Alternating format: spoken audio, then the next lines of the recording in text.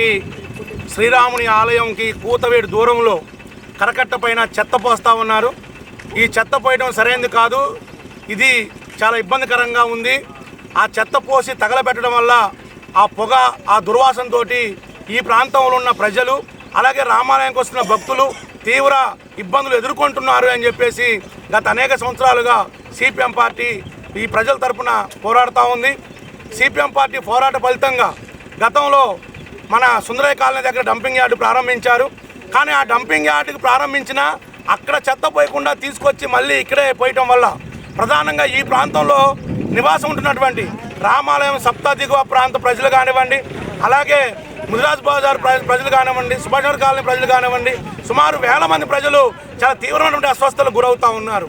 Cancer రోగాలు వస్తూ ఉన్నాయి, ఊపిరితిత్తులు దెబ్బతింటూ ఉన్నాయి. అలాగే చిన్నపిల్లలు, పెద్దలు చాలా ఇబ్బంది పడుతూ ఉన్నారు. కాబట్టి అధికారులు మేము చెప్తా ఉన్నాం, తక్షణం ఈ చెత్త డంపింగ్ యార్డ్ని తరలించండి. ఇది పద్ధతిగా లేదు. ఈ చెత్త వాసన వల్ల ఇక్కడ ఉన్నటువంటి ప్రజలు తీవ్ర అనారోగ్యం గురవుతున్నారు. ప్రజల ప్రాణాలతో చెలగాటం ఆడొద్దు అని చెప్పేసి పదే పదే చెప్తున్నప్పటికీ అధికారులు స్పందించడం లేదు. అందుకనే ఈరోజు మన గత వారం సోమవారం నాడు ఈఓ గారికి దగ్గరికి వెళ్ళి రిప్రజెంటేషన్ ఇచ్చాం. అయ్యా చెత్త పోయేది ఇబ్బంది అని, మేము పోయట్లేదు, మా ట్రాక్టర్ రావట్లేదు అని చెప్పేసి అన్నారు.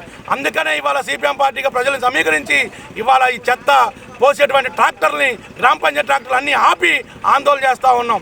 ఇప్పటికైనా గ్రామ పంచాయతీ అధికారులు ఈ చెత్త డంపింగ్ యార్డ్ని తరలించాలని చెప్పేసి మేము కోరుతూ ఉన్నాం. అలాగే అధికారులకు మేము చెప్తా ఉన్నాం, అయ్యా కలెక్టర్ గారు, పిఓ గారు, ఈఓ గారు, ఎండిఓ గారు, మిగతా అధికారులు, మీరు ఒక వారం రోజులు మా కాలనీలో నివాసం ఉండండి. మా బాధలు ఏంటో మీకు తెలుస్తాయి.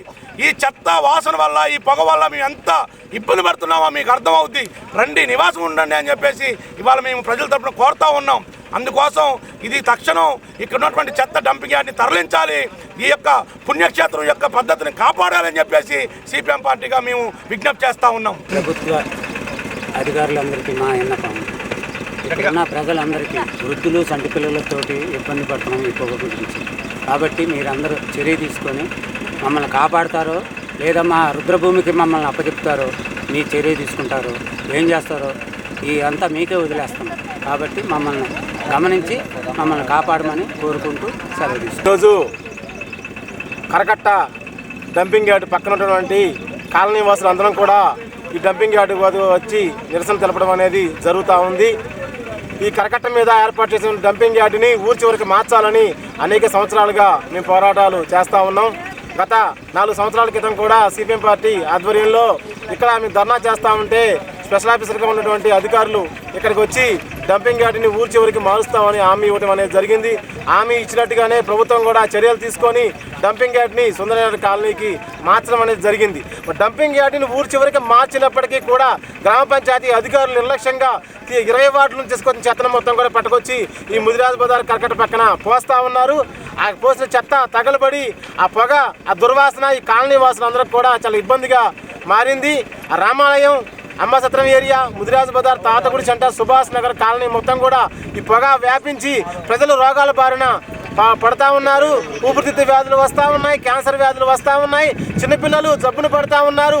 ఈ విషయాలన్నింటినీ కూడా గత సోమవారం ఈవో గారి దృష్టికి మేము కాలనీ వాసులందరం కూడా తీసుకెళ్ళాము.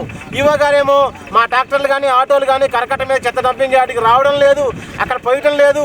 మా ఆటోలు మొత్తం కూడా సుందరనగర్ కాలనీ ఏమి వెళ్తా ఉన్నాము. మా ఆటోలు, ట్రాక్టర్లు ఏమన్నా మీకు కరకట్ట మీద కనపడితే ఆపి నాకు ఫోన్ చేయండి, నేను వచ్చి వాళ్ళ మీద చర్యలు తీసుకుంటామని చెప్పారు.